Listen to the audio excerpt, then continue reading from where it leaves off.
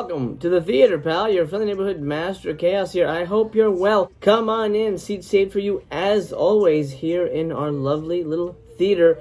Your home away from home. Well, I mean, I guess you're watching this at home, so you're at home.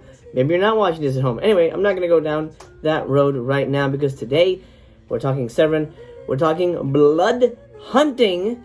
Not exactly like a vampire, but more like Most Dangerous Game. How about that? If you're familiar with that story or those adaptations, you know what I'm talking about. If you've seen the movie Surviving the Game or Straw Dogs, then you and I are in the right ball field.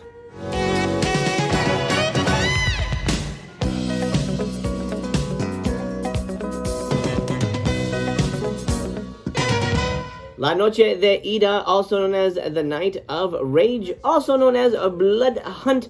For the purposes of brevity, I'm just going to call this Blood Hunt. This is a new release from Severin Films as of 2022, part of their mid-year sale. This and Female Executioner were the two titles that really jumped out at me. Let's take a look at the slip real quick. I don't know how everybody feels about it. I think that the slip artwork looks really great. I love it. But I don't know if it's just me, but the past slips like Night of the Demon, I'm trying to think of something else. Anyway, some of the last round of the newer slips felt more like the Vinegar Syndrome slips. This one doesn't, I don't know why, this one doesn't feel like a Vinegar Syndrome slip to me. I mean, it looks like, if I look in the inside, it's got the fold over kind of thing. I mean, it looks like it, but it doesn't feel the same. And I don't know if it's just me, but I don't know. Besides the point, the slip is nice, and it is better than they used to be. You know, when they used to put out the slip covers back in the day, the super tight ones, if you know my Overboard adventure, the slips are better. But you know what? Slips aside, what is the movie, and is it worth your time? Blood Hunt runs 1 hour and 45 minutes. Blood Hunt is presented here in the original Spanish with English subtitles. Now, the first thing I should mention here is that this is not a big action movie, but if you enjoyed Straw Dogs, then I think you'll enjoy this movie. It is fairly talky, but the film has a real thumping pulse running through it. It never sits around and wastes your time like some giallo films I've seen recently.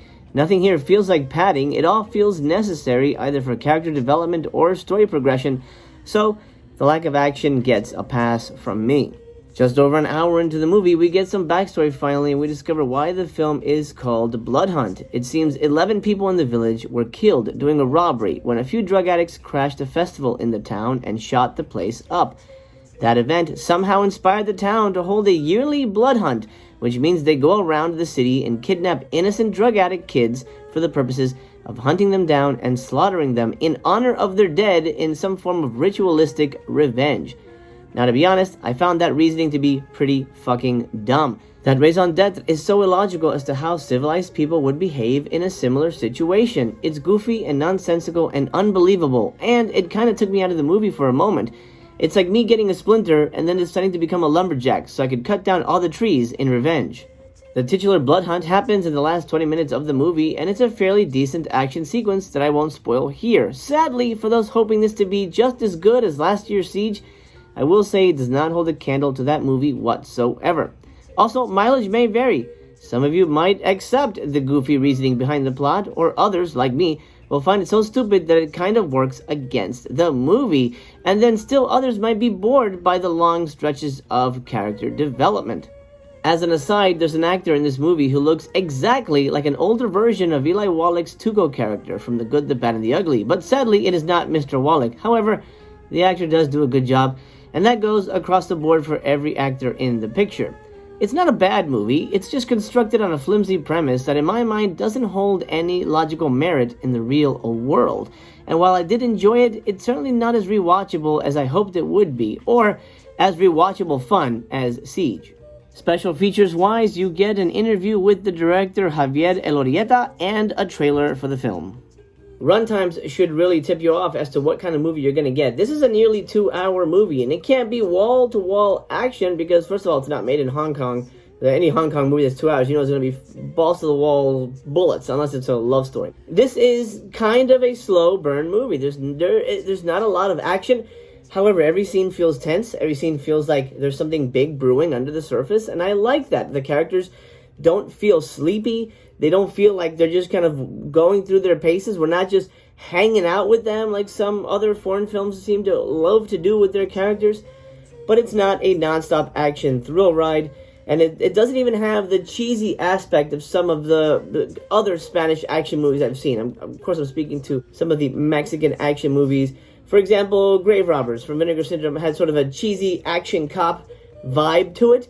This is missing from here. This is a pretty straight-laced movie. It's really more of a drama with action overtones. But like I said in the beginning, if you like Straw Dogs, you're going to like this movie. It's almost exactly that movie with a couple changes. I didn't like the whole let's kidnap innocent drug addicts to kill them just because a couple people died and were killed by drug addicts. It's doesn't make any sense. That it logically just does not track for me at all. But the ending is great. The characters are really strong, and it's overall pretty okay. It's not terrible, but it's not the fucking home run I wanted. You know what I mean? I mean, you hear Blood Hunt. Holy fuck! Look at this cover. Oh, Jesus Christ! Look at this fucking pink. That's so badass. It's so punk. It's got to go pink. This is great. But the movie doesn't deliver the goods like you would expect it to, and at least in my opinion, it falls a little flat because the plot takes a really goofy direction. Overall, the finale is satisfying. You do get that, beginning, middle, and end that I want. You get setups and payoffs. All that stuff is there. I just felt the movie didn't go the extra mile for me. I'll put it there, and I'm going to give this beauty a 3-star rating. That's right, 3 stars for Blood Hunt. It's just okay for me. I don't think I'm ever going to rewatch it. Maybe down the line if I forget it. I'm like, oh wait, what was that one about? Maybe I'll pop it in. I don't know. But it's not one that I would necessarily throw on at a party or recommend to a pal like you. It's okay. If you bought it, I think you're going to like it.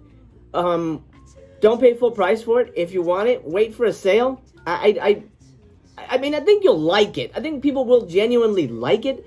It's a weird movie, to be honest. It's a weird movie for me to put a stamp of approval on. I'm not sure if that makes any sense, but I think you get what I mean. I hope you get what I mean. It's just kind of misses the mark a little bit.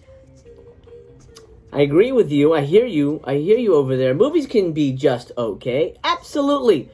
But when they cost nearly $30 or more, well, they better be worth $30 or more, in my opinion, especially for a blind buy. So, let's leave it here for today. Thank you for joining me in the theater. I hope you're well. Did you get Blood Hunt? Are you curious about Blood Hunt?